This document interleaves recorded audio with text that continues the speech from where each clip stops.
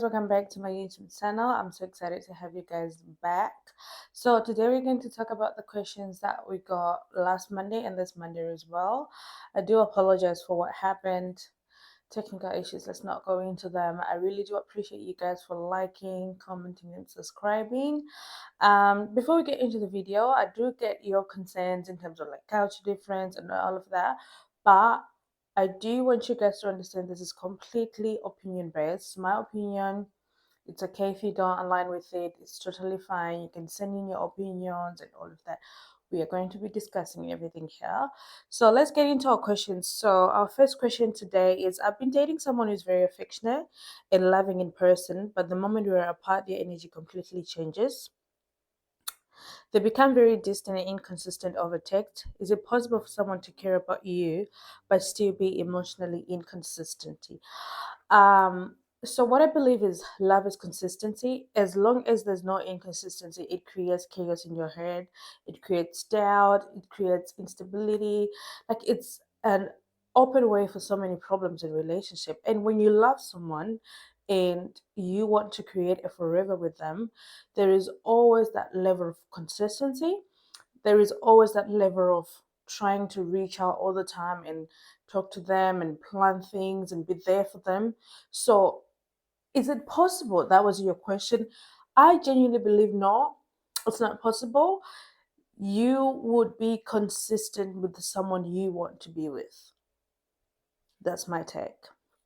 All right, we do have a lot of questions here, so I'll try to answer all of them and all of that. Like, don't be disappointed if I don't talk about your questions. Like, please, guys, don't be disappointed. So, my next question is, my partner always says they don't like drama. Yet every serious conversation somehow turns into an argument where I end up apologizing. How do you know if someone is avoiding accountability by labeling your feelings as drama?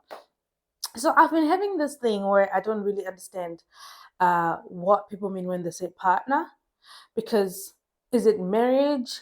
Is it dating? Is it, like, is it fiance? What exactly is it? Because every advice depends on the level of relationship that you guys have reached. But let's move on. But please guys try to clarify in your comments and say my husband, my fiance, my girlfriend, so that we'll be able to give the right advices. So this is the thing. Whenever you're explaining your feelings to somebody who you're dating or who you are with, it should never be classified as drama or irrelevant, because that's how you feel. We all feel differently, we all see differently, we all like different things. So whenever you're dating somebody who's different from you, you always have to have a room to understand them. So is he being avoidant? I'm not really sure what the conversations are.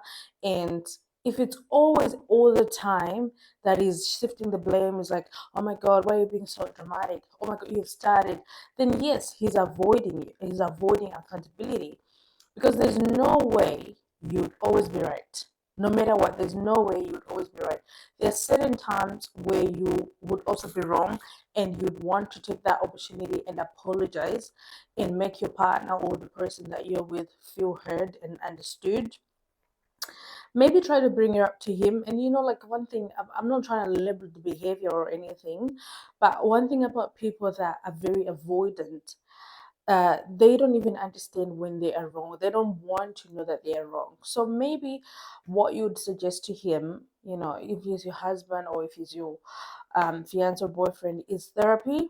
So maybe he grew up in a household where that was a thing for him, as a man, like a man is never wrong, da da da da da. So maybe bring it up to him and see what he says. And if you're not comfortable with being that person, because it's gonna take a lot from you, because all the time you're trying to fill that void they're creating, every time you're trying to be understanding, even when you know for sure that I'm not wrong. So maybe try to bring up therapy to him and see how he takes therapy. It might help. So our third question is, I recently realized that my friend group only includes me when it's convenient for them. They make plans without me, but still expect me to show up for them emotionally whenever they need support. How do you stop feeling unwanted in friendships like this? You stop being friends with those people. That's the only way you're going to stop feeling like this, because to them you are nothing but it could like a convenience to them. Like they need you when they want to make use of you. So whenever they don't need you, whenever they're not in need, whenever they don't need your help, you are as good as useless to them. So what do you do when you're in friendships like this? I'm very happy that you've managed to see that this is how you're being treated. Not many of us have seen that earlier. Some don't even understand because of the craving of love and sisterhood and friendship that you've been looking for. So you don't even see that these people or this friendship group that I am in, I'm being extorted from. You understand? So one thing that I'm very proud of you is you have highlighted what's happening, and what you need to do is you need to leave. It's not always necessary for you to explain yourself. Sometimes you need to leave. The people that are good for you always find you. So leave. You can never tell somebody, you can never teach somebody to love you.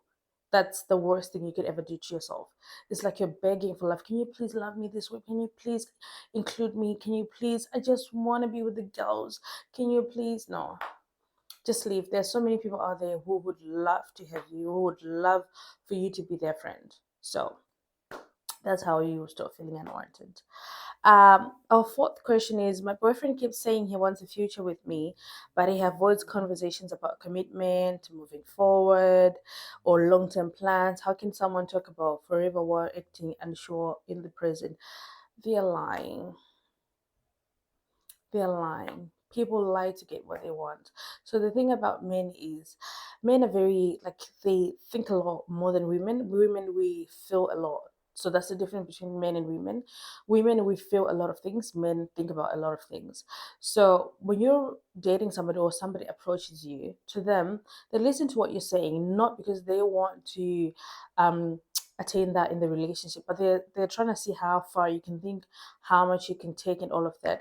So when you're in a relationship with them and you say, "Oh, I just want to settle down, I just want to be a wife, I just want to have kids, I just want to do that with my life," like there's nothing wrong with that. You're just telling them what you want. So to them, now they understand the way they can manipulate you with, because the moment he's telling you the things that you want to hear, you're gonna give him what he wants, and he's not going to commit to anything. He's not committing to anything because he doesn't want it forever with you. He's not planning for the future because he doesn't see that future with you. So the thing is, he's lying using the things that he knows that you like for him to get what he wants. So that's all I can tell you, sis. That's all I can tell you. If somebody wants to be with you, they will act right. If somebody wants it forever with you, they will plan it. You don't have to you don't have to force it. It just happens naturally. It just, men know when who they want. They know what they want. So if he wants you, you know. You won't even ask. You know. So our fifth question is, I've noticed that every time I start becoming more confident or independent, my partner suddenly becomes insecure or start arguments with me. Why do some relationships become unhealthy when one person starts growing? So this is a relationship, so this is not marriage, which is quite easier for me to navigate. Um, you're not dating a future partner, you're dating an opponent, like a competitor, somebody who's like, oh my god, it's more like, I don't know how to explain, like a workmate or something. Oh, you're getting a raise, I want a raise as well, like things like that. You're not dating, because when you're dating somebody and you want to build a future together, you're constantly thinking, like, how can we be better? Like, there's less use of me, there's less use of I, it's more of we. You know, like you're thinking about each other because you're planning to build something together. So if that person is jealous that you feel confident, I mean, that's bare minimum. He should be happy that you are evolving to a person that you've always wanted to be. Like, he should be proud that, oh my god, my lady, my woman, she's becoming this person. Oh my god, like, he should be loving that for you. Do you hear what I'm saying? He should be loving that for you. Rather, he's like, oh, she's gonna see more people. She's gonna be, oh my god. And it's very dangerous to be with somebody like that, because they can sabotage your job, like something really, really big for you, because they want you to continue being beneath them.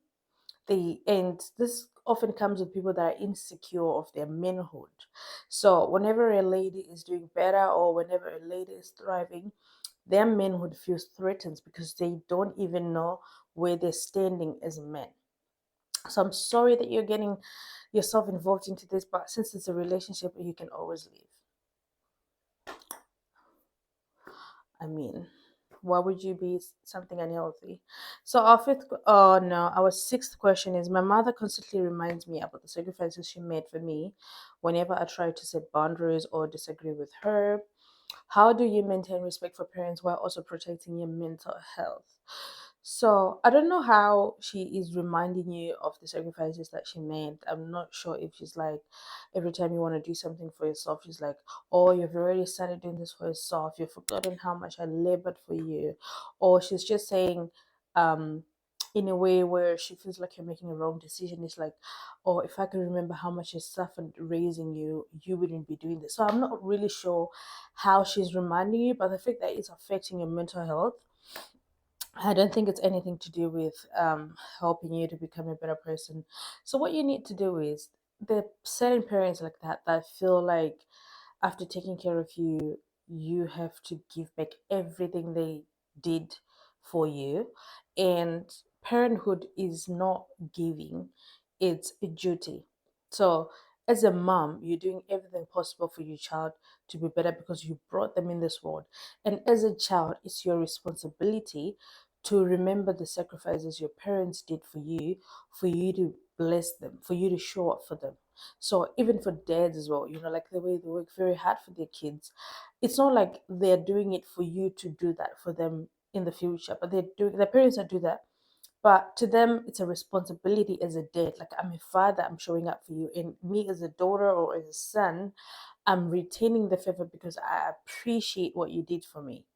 Do you understand? But if they're reminding you constantly, stopping you from becoming a better person, because what do you gain from stopping your child to become better? Because the moment they're better, it's always a good thing for you. So what you need to do, maybe move out, stay somewhere far, reach out here and there, because their parents, regardless of how bad they are, regardless of their character, their behavior, they're still your parents. So maybe move out, stay somewhere, but because distance give you space, like you can reach out here and there, like there's no much pressure where you're hearing every day saying you cannot eat that without me eating it, like things like that. So distance is the best thing. And also I would recommend you go to therapy, because those things don't even look big when you're still in the situation, but when you're a mom or when you're starting a future on your own, those things might start to reflect in your head. You might start to think of those things like, oh my God, and all of that. Like, you might affect your friendships, your relationship. So I would advise you to go to therapy as well, to, because this, your hurt, your feelings are hurt. So, I hope I helped you. So our seventh question is: I'm talking to someone who only gives me attention when they feel me pulling away. The moment I become available again, they go back to doing the bare minimum. Why do some people only chase what they think they're losing? Because they don't want to lose you. They don't want to lose what you give them. They don't care about what you're building or what you have. They care about what you can give them. They care about the leverage they have against you. That's an abusive trait. Like, he knows how to act right, but he just doesn't want to do it. That's why he's doing it when you're about to leave, and you're like, oh my God, he's changing. And then the moment you're in there, and about 2 weeks or 1 week or anything, he gets back to his normal behavior because he knows you're not going to go anywhere. He knows you're not going to get anywhere. So why do people do that? Because they know that if they do it, you're going to stay, and they'll continue to abuse you or take advantage of you. So you need to understand that if somebody really wants to change, they would change. Why do they always feel like they should change when you're about to leave? They don't really want to change, but they just want you to stay so you can give them what they were getting before. You need to know the difference. So our eighth question is: my best friend gets upset when I spend time with other people and says I'm changing. Cuts and cuts. Is it normal for friendships to become possessive sometimes? um, how do I put this?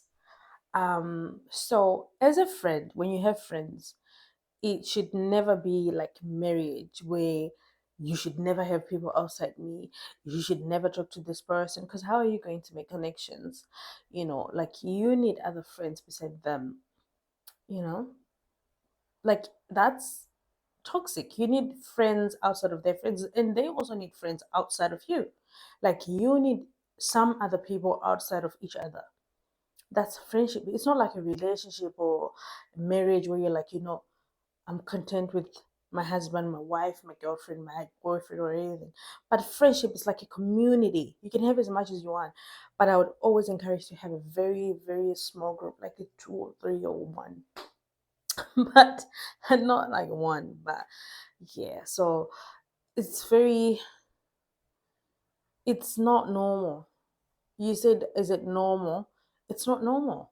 There's that thing where you can love someone unconditionally, where you like, if they spend more time with other friends than you're just like, I just feel like you're leaving me aside. But there's a way of putting it, not like you're changing.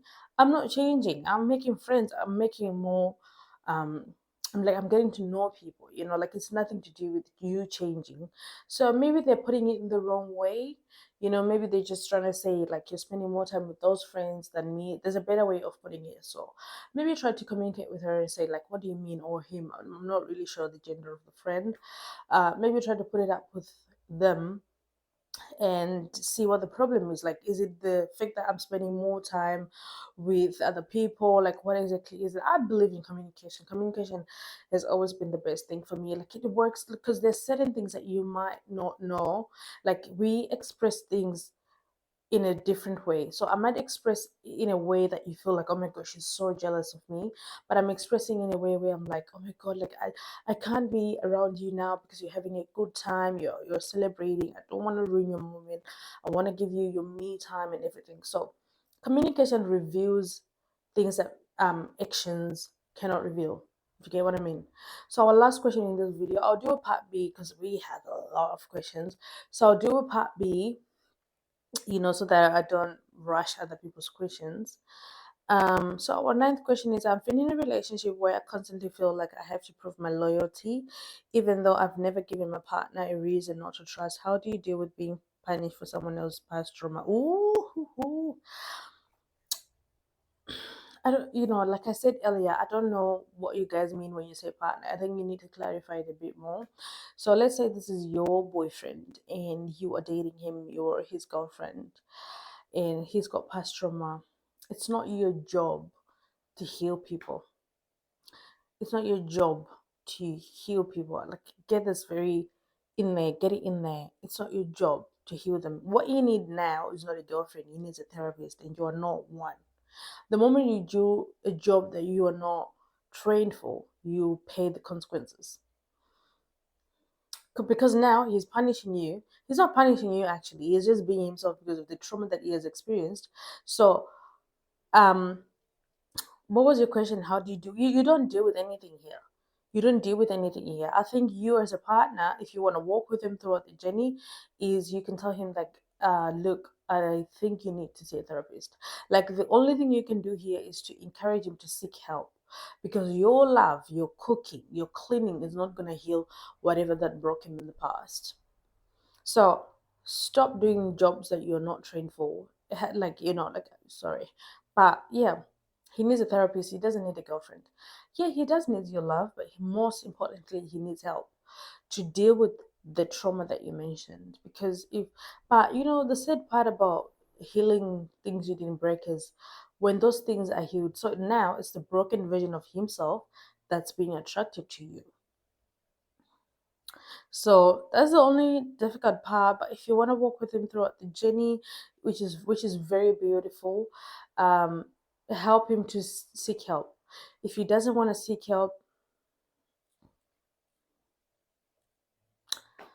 I'll see you guys in the next video. Thank you so much for watching today. I really do appreciate it.